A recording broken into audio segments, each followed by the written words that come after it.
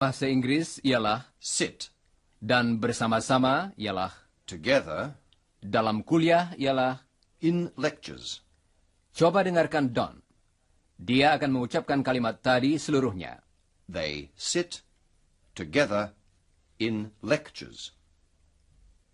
They sit together in lectures. Ada 3 bagian yang keras, 3 tekanan irama. Dengarkan dan coba ulangi sesudah Don. They sit together in lectures. Bagus.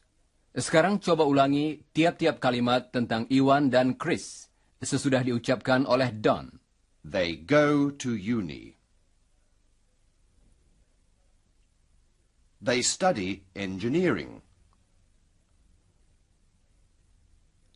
They sit together in lectures. Baiklah. Hal-hal tadi merupakan 3 kebiasaan Iwan dan Chris sehari-hari.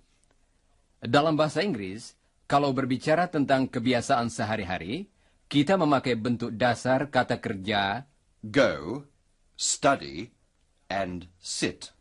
Kata-kata tadi kita pakai untuk berbicara tentang 2 orang, Iwan dan Chris. Kita mulai dengan, They. sekarang dengarkan Chris. Dia akan berbicara tentang dirinya sendiri. Tentu saja dia akan mulai dengan, I study engineering. dan coba dengarkan yang dikatakan Iwan. And I study engineering. Saudara-saudara, coba terangkan kepada Chris tentang dirinya.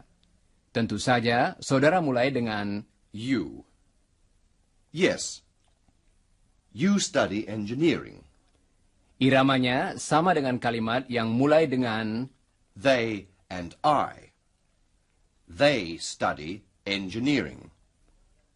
sekarang Iwan dan Chris berbicara tentang dirinya sendiri. We study engineering.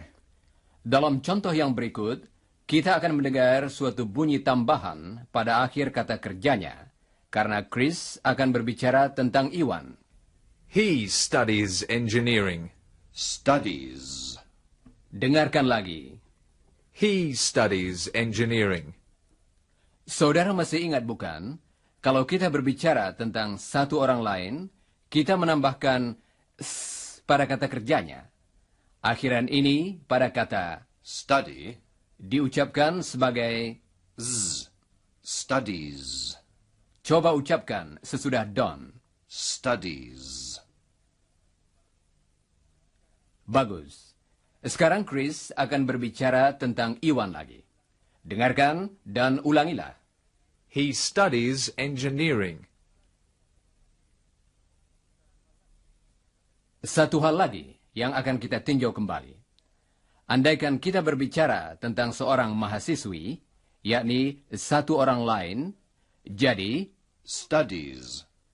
tetapi bagaimana dengan kata yang pertama? He or she. Yes, she. Untuk satu orang anak perempuan atau satu orang wanita. Nah, mari kita beristirahat lagi sebentar.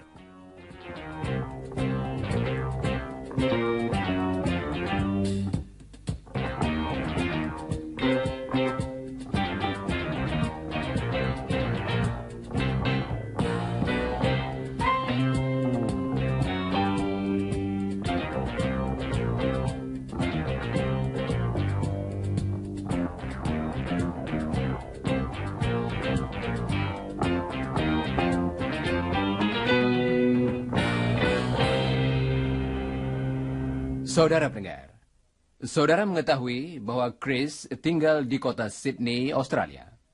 Dan tentu saja Don juga tahu. Tetapi kami ingin menunjukkan kepada saudara bagaimana kita harus bertanya kalau ingin mengetahui apakah seseorang tinggal di suatu tempat tertentu. Untuk itu, coba dengarkan Don dan Chris sekarang. Chris, do you live in Sydney? Apakah saudara perhatikan bagaimana Don menyusun pertanyaannya tadi? Coba dengarkan lagi. Chris, do you live in Sydney? Pertanyaannya dimulai dengan suatu kata yang kecil, do. Dalam pemakaian ini, kata tersebut sama fungsinya dengan kata apakah. Coba dengarkan lagi. Chris, do you live in Sydney? Chris, do you live in Sydney?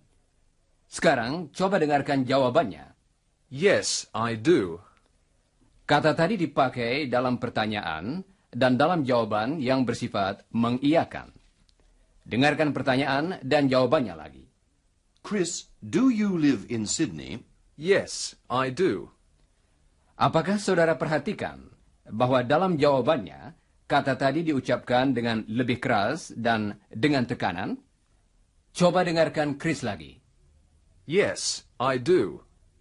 Yes, I do. Dengarkan pertanyaan serta jawabannya lagi. Do you live in Sydney? Yes, I do.